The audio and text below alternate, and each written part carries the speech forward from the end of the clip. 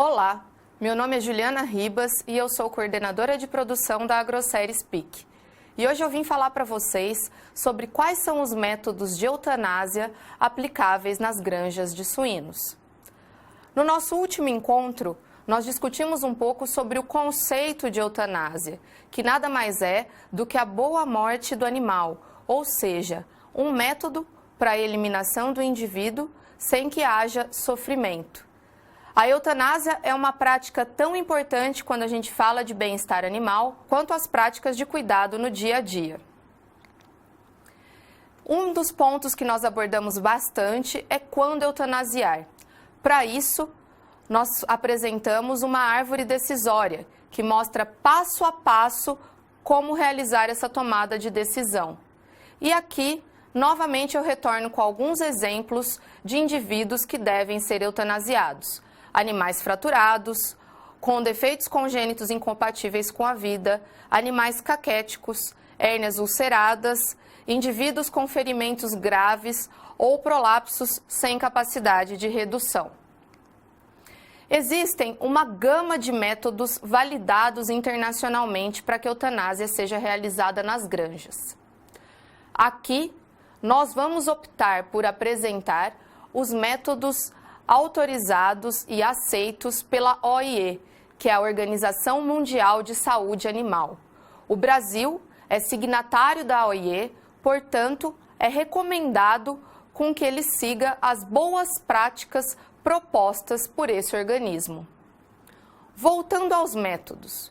Os métodos que são aceitos pela OIE são a pistola de dardo cativo, a pistola de concussão cerebral, a câmara de gás, a insensibilização elétrica e o uso de medicamentos, conhecida também como overdose anestésica. O próximo método que nós vamos falar aqui é sobre a pistola de dardo cativo. A pistola de dardo cativo, ela também vai trabalhar com um dardo penetrante no cérebro, com a emissão de uma força para causar um trauma no encéfalo. Só que aqui a gente vai ter um projétil que vai estimular um êmbolo que vai penetrar o encéfalo, causando uma lesão permanente. E essa lesão, ela é similar a uma lesão quando a gente sofre um momento de epilepsia, que nada mais é uma despolarização desorganizada dos neurônios que não permitem com que a gente sinta dor. Como isso acontece no animal? O estímulo da dor, ele leva de 100 a 150 milésimos de segundo para retornar do cérebro. E o estímulo da pistola, a lesão, ela leva de 1,2 a 1,5 milésimos de segundo para desorganizar essa despolarização dos neurônios. Então, a lesão ocasionada pela pistola é muito mais rápida do que o estímulo da dor. Por isso, o animal não sente dor. Porém, devido a essa lesão ser um trauma físico, o animal vai possuir uma forte fase clônica, que nada mais é do que um estímulo de pedaleio, onde você vai ver um movimento desorganizado das patas. O animal não sente dor durante essa fase, porém, muitos operadores se sentem desconfortáveis com a mesma. Mas é seguro, é um método seguro e validado. O único inconveniente é que hoje ainda o equipamento ele tem um custo de aquisição. Muitos, às vezes, têm medo, porque olham o equipamento, aqui tem uma fotinho que mostra o projétil e falam, não, é uma arma de fogo, é como se fosse uma pistola. E não, não é isso. Esse projétil, ele não vai ser liberado.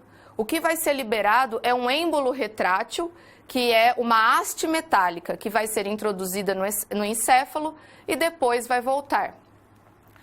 É importante com que a gente não esqueça de fazer o posicionamento adequado do dardo na cabeça do animal, uma vez que o encéfalo tem uma posição que vai mudando ao longo da vida do indivíduo. Animais mais velhos possuem a posição do encéfalo mais profunda no crânio e necessitam de dardos específicos para que a insensibilização ocorra.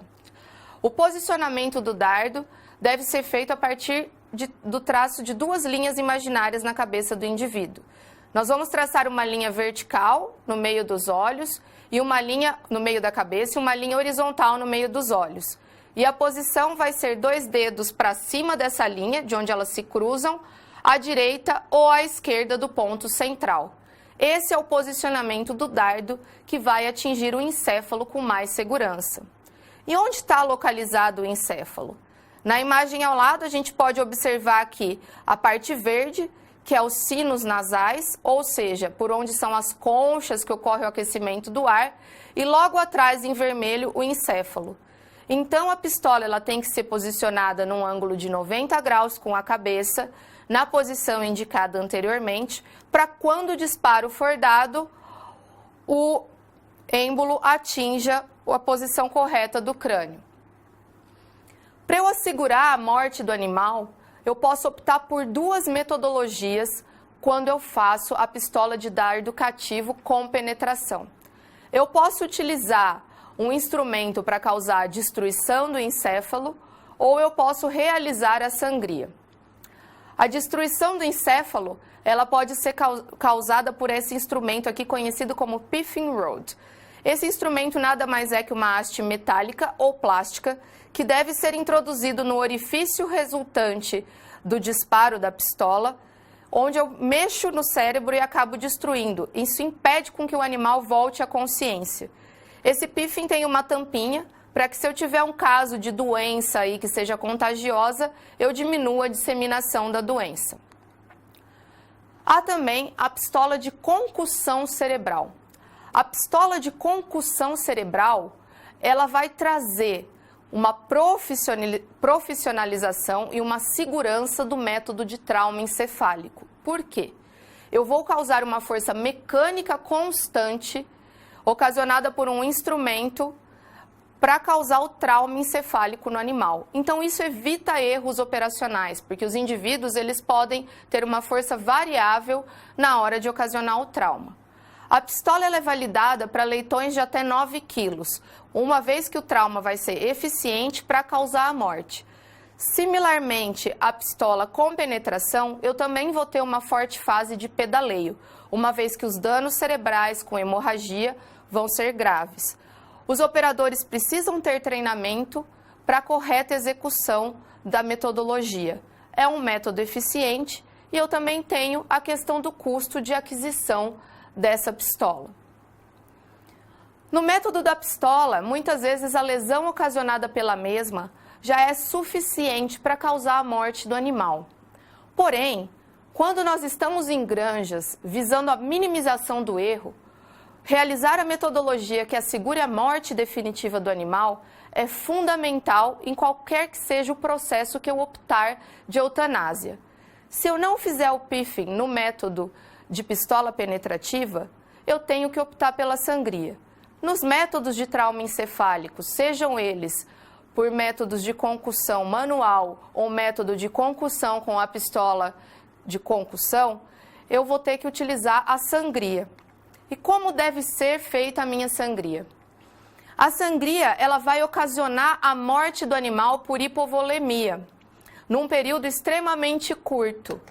Para isso, eu tenho que atingir os vasos próximos à base do coração, buscando aí as artérias carótidas e a veia jugular. Dessa forma, eu vou garantir com que a exsanguinação ocorra aí em torno de 30 a 40 segundos, levando à morte do indivíduo. E caso tenha havido algum erro não detectável pelos sinais de insensibilização, que a gente vai falar logo após, eu asseguro a morte do animal. Para a realização da sangria, tem alguns pré-requisitos básicos. Eu preciso ter uma faca de qualidade. Essa faca ela tem que possuir lâmina cortante de ambos os lados, ter aí a lâmina em torno de 3 centímetros de diâmetro e um comprimento de 15 centímetros.